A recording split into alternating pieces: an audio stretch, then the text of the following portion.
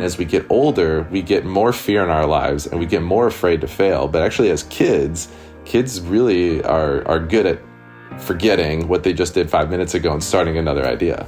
So kids are kind of really natural designers, and then that process moves into refining that idea and telling a story, and whether it's building a code in a computer app or program, or sketching out something and then making a prototype.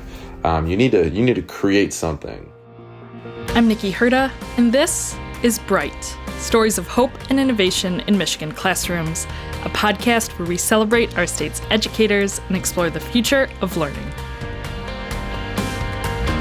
Not many kids know that they can become an industrial designer when they grow up, but Detroit is actually home to one of the most prestigious colleges in this unique career path. Industrial designers, like our guest today, are well versed in the creative and empathetic process that goes into bringing big ideas to life. In today's episode, I chat with David Byron, Director of Innovation Strategy at Sundberg Ferar, a product innovation studio in Walled Lake, who explains how the tried and true process of design thinking can help students and adults alike in solving complicated problems, such as the many and multifaceted issues facing the field of education today. To kick us off, I was wondering if you could just tell us a little bit about yourself and about Sundberg Ferar. Sure, yeah. I've been here in Michigan for 21 years now. And it's the longest I've lived anywhere. So I'm officially a Michigander. Yay. But I came here from New Jersey. And growing up there, I knew I always wanted to be a car designer. For many years, I didn't know what that path was. But I luckily found a book at Barnes & Noble's that was How to Draw Cars Like a Pro.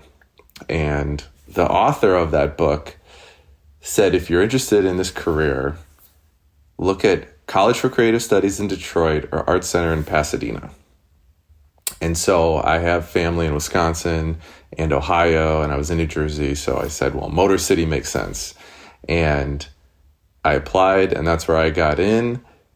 And I actually moved here sight unseen. I never even visited the campus, never had been to Detroit. I just packed up my Firebird and showed up in the Motor City. So I got here and was so excited to get into design and become a designer. I made it through the 4-year program, which is it's super intense. It's awesome because you're connected to professionals while you're going through the program. Many of the teachers are working full time, and kind of gave me that idea to do that myself and go back and teach. And then I designed cars for 8 years, nothing but cars, and had a lot of fun and succeeded at that. Got some show cars and covers of magazines, and just really lived the dream. And after the first 8 years and kind of going through that economic crash of 2008, I was curious about designing other things because I had always been super passionate about just solving problems. And I found a firm here in the Detroit area called Sundberg Ferar that does do car design, but it also designs other things. And I felt like it was a great fit. So I came here, and I've been here for 8 years now. And in that time, I've been able to work on cars that can walk. There's an amazing project called Elevate and another one called Tiger that are robotic cars that I've been able to work on. But I've also worked in kitchen appliances and tools that are at Home Depot and Lowe's, security systems, parks that are being designed for the city of Detroit.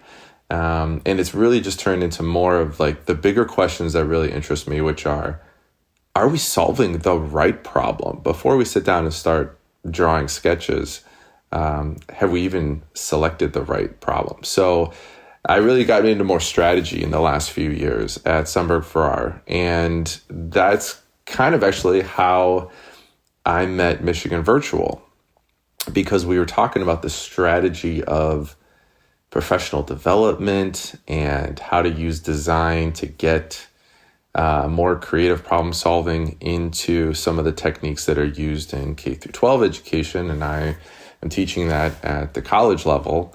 So it began a conversation with some of the guys I know at Michigan Virtual, and that's led to some projects and kind of this really interesting collaboration between design and education, and it connects the dots between a lot of things in my life that I'm passionate about. What drew you to education, and maybe what problems did you see there that you wanted to help solve? I would say what draws me to education is relating back to my childhood. And I'm an obsessive learner. I get into a new topic and I go down rabbit holes. I just have to learn everything about something. So I think back to my hunger for learning and the people that enabled that for me and how much I appreciated that. So then as I got older, I always had that passion to do that for others. That is, as soon as I felt like I was capable enough to speak the language of something that I felt like I was an expert enough, I could actually share some wisdom with others.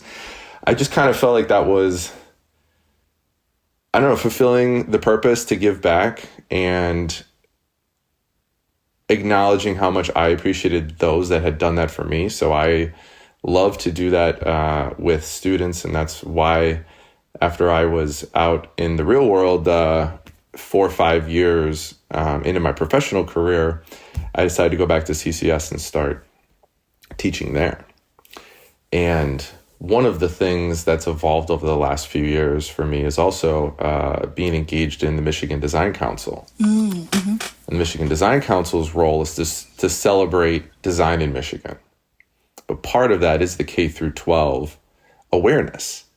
Because a lot of designers have similar stories that I do, that they just stumbled into it or luckily found out about it. And we want kids to know that an industrial design career is just as viable as the ones you typically see when you're a kid and you're going through school and you take these like career aptitude tests. Mm-hmm. I want industrial design to be on that list. Mm-hmm. So it's, to me, a passion to get design into the K through 12 education world, so it becomes ubiquitous with any other career opportunity.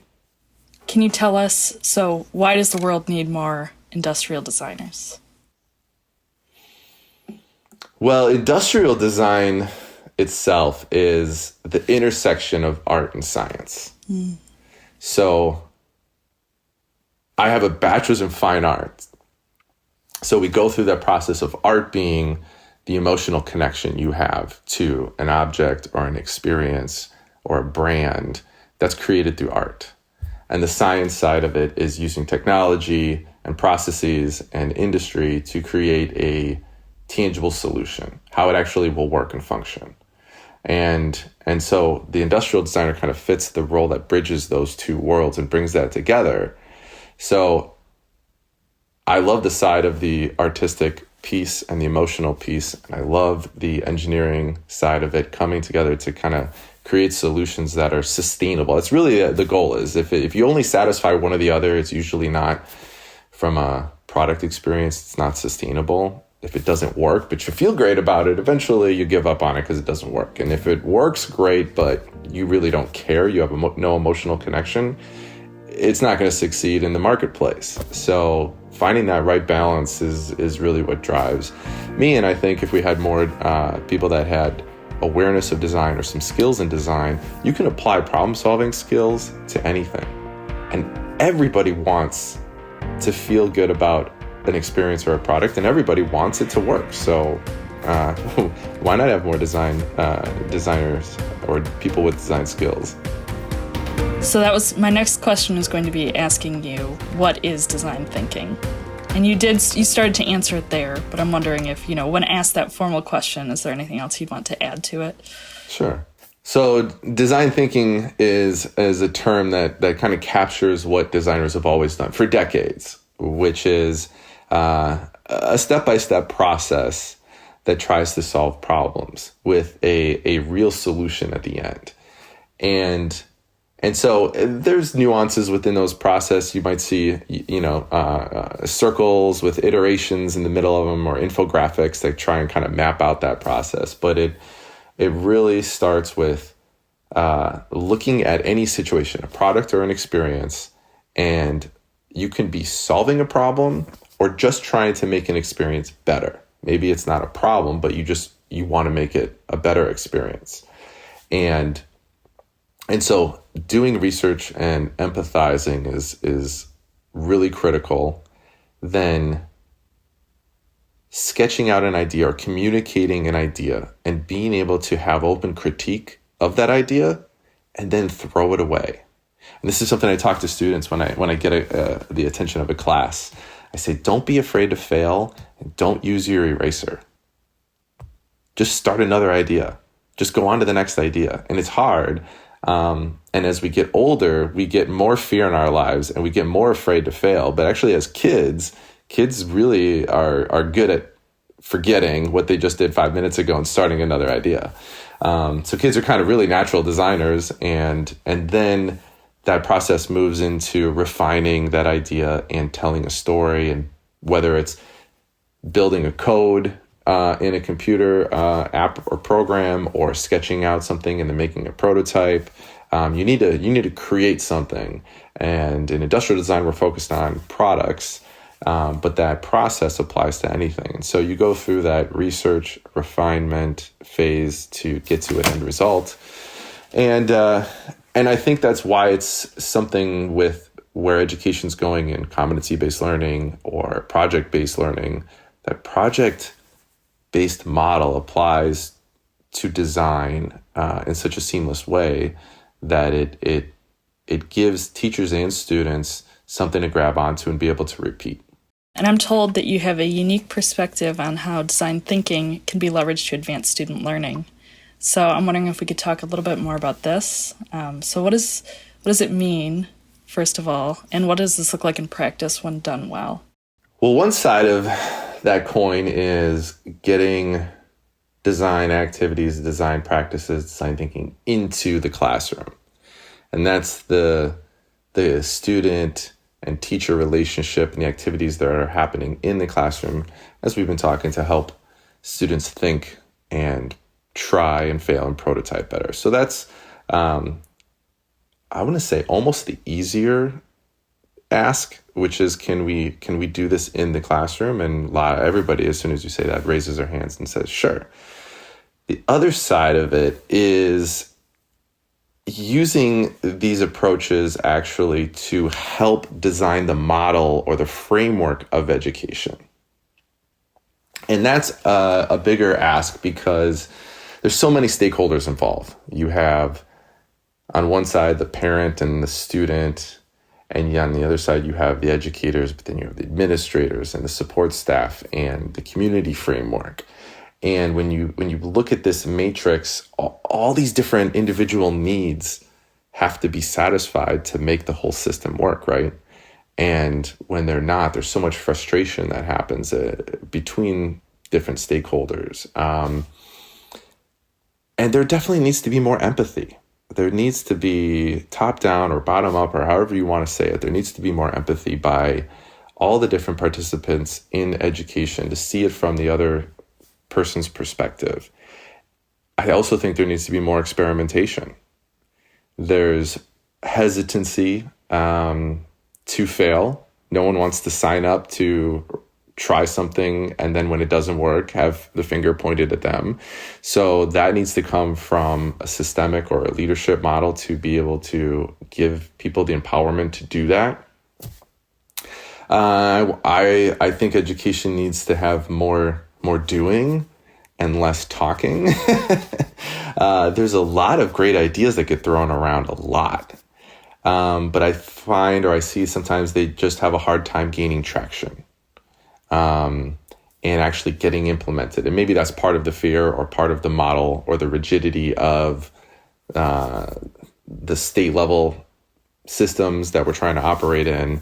So this corporate level of practices, I think, is an area that needs to be looked at, and enabling teachers and administrators to take action and do what they need to do. And so that's where I think design thinking type approaches can help enable that. If you were to give advice to an individual teacher who wanted to dip his or her foot into design thinking, where would you suggest that they start? Even if they just wanted to use it in their classroom as a process to teach their students. So I've got a great solution for that, which is a nonprofit I work with, the Michigan Design Council. And we run an annual challenge called the Michigan Design Prize, or we call it the M Prize. And it's a very easy entry into design. And so we launch a new topic each year, and then try to engage teachers to get that challenge brought into their classroom as an activity. So this is not required curriculum. Nobody has to do it. It's completely voluntary. But teachers are always looking for something new and stimulating to get students to be interested in a project. So then they can reach out to us, and we do introductions. I do half-hour Zoom intros with schools throughout the year. We have other designers that will go and participate, volunteer. One school near us does a design day, and they have designers come in and kind of work with students for 2 hours on their projects. And we did it through Zoom just recently. And so we have some resources to help them say, here's our problem statement, and here's how you use design to solve it. So that's a great introduction if someone is not familiar and wants to get into it. You go to michiganddesigncouncil.org, and you'll see the M Prize annual challenge there. And what the cool part is about that is the reward is that we select 12 finalists throughout the state, 3 in each age group. And then they are paired up with a professional designer as a mentor who will help take their finalist idea and realize it with professional designer renderings and drawings. And they get together, they collaborate, they realize the design idea. And then at the awards ceremony, the designers present their version of the student's idea. So you could have a second grader who just has a really awesome idea, but is not there yet with their drawing skills, but then they work with the designer, and the designer draws out their idea, and then they show it to them at the ceremony, and jaws drop and parents cry, and it's an awesome experience to see that happen. And then when teachers do it, they come back. They always come back. The next year, they're like, okay, we're doing it again next year. And it's been growing over the years that we've been doing this. I think we're in our 6th or 7th year now. I'm Nikki Herda, and this is Bright, a podcast that's made possible by Michigan Virtual, a nonprofit organization that's leading and collaborating to build learning environments for tomorrow. Today, I'm chatting with David Byron, Director of Innovation Strategy at Sundberg Ferar, who's been sharing his experience as an industrial designer with an ambitious goal of bringing the process of design thinking into K-12 education. At Michigan Virtual, we've been working with David and his team to determine what the most pressing problems teachers, administrators, parents, and students want to see solved in education, and how we might come up with innovative solutions to address them. But more on that later. Up next, I asked David about his favorite teacher growing up, his vision for what's most important in student learning, and what words of wisdom he'd like to share with our state's educators right now. Can you tell me about your favorite teacher and why they were your favorite? I can give you 2 quick answers. So my 4th grade teacher was my favorite elementary teacher, Ms. Raymaker. Mm-hmm. And the reason is, and it was very unclear at the time, but very clear to me now as an adult. The reason she was my favorite teacher is because she treated us much older than we were. There was this tone of voice that she had with us that was like she was talking to adults. And I think it's really important with kids to speak to them with respect. There was this immediate respect that you had when you were in the room with her. So I definitely say she left a huge impression on me. And then the other one has to be my high school art teacher that helped me get a portfolio together to get into art school. And I wasn't taking art in my first couple of years of high school because I thought I was going to have to be an engineer. So I had all my electives loaded up with technical drawing and engineering computer classes. And then when I found out I wanted to go to CCS and I needed 8 or 10 pieces to get into get a portfolio together, I dropped a bunch of classes and I walked into her classroom, and I'd never had her yet. And I'm in with freshmen and I'm a senior. So senior year, I walk in and I say to her, I want to go to art school and I need 10 pieces in 8 months. Can you help me do that? And for an art teacher to hear that, it was like a light bulb went off on her head. And she was like, well, of course, let's get started. And so I took 3 periods of art senior year just to get this portfolio put together to get into art and design school. And I spent after hours with her and I did all these extra pieces. And I mean, I was in like a freshman through junior level classes, just spending as many hours as I could in the day with her in her classroom, doing all these pieces to get my vision of being a car designer realized. And she helped me do that. So I have to say, like, out of all my teachers, K through 12, that helped me get to where I am now, she's the one. How would you describe your vision for student learning? And so what I mean by that is, if it were up to you, what would you want to see for every student? Oh, my number one goal for every student is that they know that they have value. They have value as an individual, as a person, and that they have one-of-a-kind, God-given skills that makes them unique and makes them important. And I think that's what's really needed. I think the saddest thing maybe I can ever hear is if you're talking to an older high school student and you say, you know, what are you good at? If they say nothing, like, that's like heartbreaking. So I really want kids to learn what their skills are and what opportunities are out there. So I think this holistic approach that we need to build kids into adults is rooted in them looking at opportunities and finding purpose. And we need to arm them with an understanding of what their skills are. And everybody's different and everybody's good at different things. And we need to have processes in place that helps them explore and then identify what they're good at and then see a roadmap to where that actually leads. Because some students are really good at something and they have no idea where that's going to lead them in life. And that's a failure if we don't show them the pathway to succeed with the skills that they have. So that's really my vision. So, this year, and well from interviewing many teachers, parents, students, etc., that this past year was a challenging one for teachers in the age of, pandemic learning and teaching. So do you have any words of advice or encouragement that you'd like to offer educators right now in light of this? Well, I would really love to just say to educators that you are enough. I think there's a lot of conversations I've had where people don't feel like they can do enough, they are enough, they're skilled enough. And it's just that kind of that I point of encouragement to say you are enough. And there's pressures from above or pressures from external circumstances or the system with which you're working, and it's hard, and it's easy to feel inadequate that you're making a difference in students' lives. But the relationships that you have, if you're the in-classroom teacher to the student, means something to them. It really does. If you're a support person in the education field, you mean something to the teachers. And what you do really does make a difference.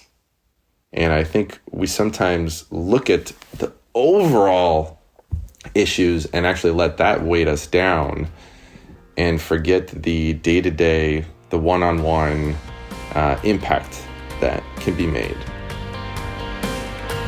As human beings, we're constantly designing, constantly problem solving. By tapping into the tried and true formula of design thinking, which is leveraged by expert designers like David, both students and educators can learn how to structure the process of bringing big ideas to life. At Michigan Virtual, we've been working with David and the Sundberg Ferar team to figure out what educational problems matter most to our state's teachers, administrators, students, and parents.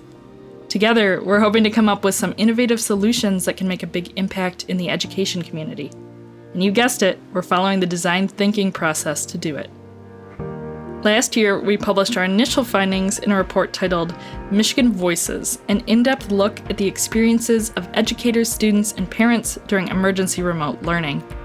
Coming soon is another series of articles on how we're using what we've learned so far through the design thinking process to brainstorm next steps. So stay tuned and follow Michigan Virtual on social media for updates. Without a doubt, there are many big, complicated problems that need to be solved in education. But with leaders like David forging our path forward, if there's one thing we're certain of, it's that the future is bright. Thank you for joining us for this episode of Bright, Stories of Hope and Innovation in Michigan Classrooms. This podcast is produced by Herbie Gaylord, is hosted by me, Nikki Herda, and is shaped by many of our passionate and talented colleagues. Big thanks to Krista Green, Ann Perez, Ann Kraft, and Brandon Batista for their contributions to this episode. The Bright Podcast is made possible by Michigan Virtual, a nonprofit organization that's leading and collaborating to build learning environments for tomorrow. Education is changing faster than ever. Discover new models and resources to move learning forward at your school at michiganvirtual.org.